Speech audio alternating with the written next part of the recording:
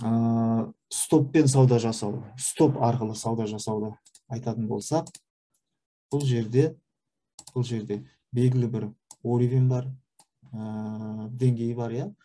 Мысалға, баға жоғарыдан ложный пробойға кетті, иә.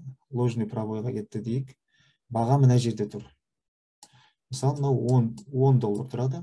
Ал қазіргі бағамыз бізде 9-да, мысалға, 9-да 95 цент деп айтайық. Демек, бай стопты арқылы сатып алуымыз керек болса, мына деңгейді бұзғаннан кейін жорамалыңыз бойынша, бұзса жорамалыңыз бойынша жоғарыға кету керек, жоғарыға кету мүмкін деген жорамалмен сіз мына жерде тұрған кезде сіз бай стоп тапсырысын бересіз. Демек, қазіргі бағадан жоғарғы бағада, стрелканы қойып қойын, қазіргі бағадан жоғары бағада мен сатып алам дейсің. Немесе мынау деңгейдің бағасынан қоюға да болады. Бай стоп 10 доллардан сатып алам деп қоясыз. Немесе кішкене люфтмен алуға болады. 10 долларда мысалға 2 цент немесе 3 центтен алам деп тапсырыс бересіз. Ол тапсырысыңыз уже сізде брокерге кетеді. Сіз бұл графикке қарамай отырсаңыз да, басқа акцияларға қарап отырсаңыз да болады. Бұл осы бағаға келген кезде автоматты түрде сізде сатып алынады. Сатып алынғаннан кейін сіз міндетті түрде стоп қою керексіз. Оны sell stop дейді. Sell stop. Бағана sell stop дегеніміз не еді? Sell stop дегеніміз қазіргі бағадан төмен бағада сату. Бұл сіздің шығыныңызды шектеу үшін. Шығыныңызды шектеу үшін. Егер де мына жерде сатып алынып, сіздің бағытыңызға кетпей төмен түсіп кететін болса, сіз азғантай стоппен шығып кету керексіз.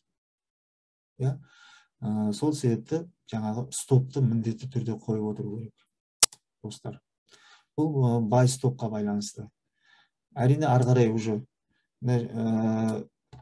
сатып алынғаннан кейін, позицияға кіргеннен кейін, мына жерде сіз sell limit-пен қойып қоясыз. Sell limit дегеніміз бағанағы қазіргі бағадан жоғары бағада сату деген білдіреді. Бұны да автоматты түрде қойып қойсаңыз болады, сіз қарамасаңыз да болады. Сіздің жорамалыңыз бойынша осы жерге келген кезде өзі автоматты түрде сатылады. Сосын бір айтатын кететін мәселе бар. Кішкене баға сіз сатып алғаннан кейін, кішкене жоғарылағаннан кейін, sell stopты мына жерге без убытыққа сіз қаншадан алыңыз мысалға, содан жоғарылау немесе қоюға болады. Егер де мына жерден жүріп қайтып төмен түсіп кетсе, сіз шығынсыз шығып кетесіз. Сондай жаңағы нюанстары бар, оны келешекте тағы да айтатын боламыз. Келесі шорт сату позициясын ашуға байланысты sell стоппен істейтін болсақ, дәл сол жаңағы buy стоп сияқты, бірақ керісінше, бұл жерде керісінше болады. Мысалға, баға мына жерден бұзып өтіп, ложный пробоймен қайтадан мына деңгейді бұзып, төмен қарай кету мүмкін деген жорамалмен сіз, мысалы, мына жерде 10 доллар болса, sell стопты қоясыз. Sell стопты қоясыз. Қазіргі бағамыз бізде, мысалға, 10 доллар 5 цент дейік, мысалға. Сіз sell стопты қоясыз. Тапсырысты 10 долларға қоюға болады. Немесе кішкене жаңағы люфтімен, кішкене айырмамен 10 долларда 3 центпен қоюға болады тапсырысты. Бұл да автоматты түрде орындалатын болады. Сіз қарамасаңыз да, позиция ашылғаннан кейін міндетті түрде стопты қою керек. Бұл жерде buy стоп болады. Сатып алу керексіз ғой, шортқа отырғаннан кейін buy стоп.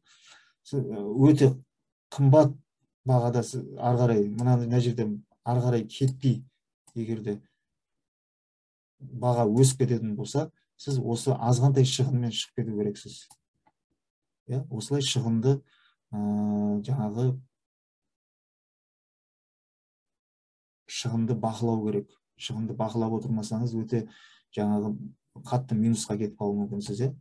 Демек, белгілі бір уақытқа келгеннен кейін бұл жерде мына жерде sales дедік қой, шортқа.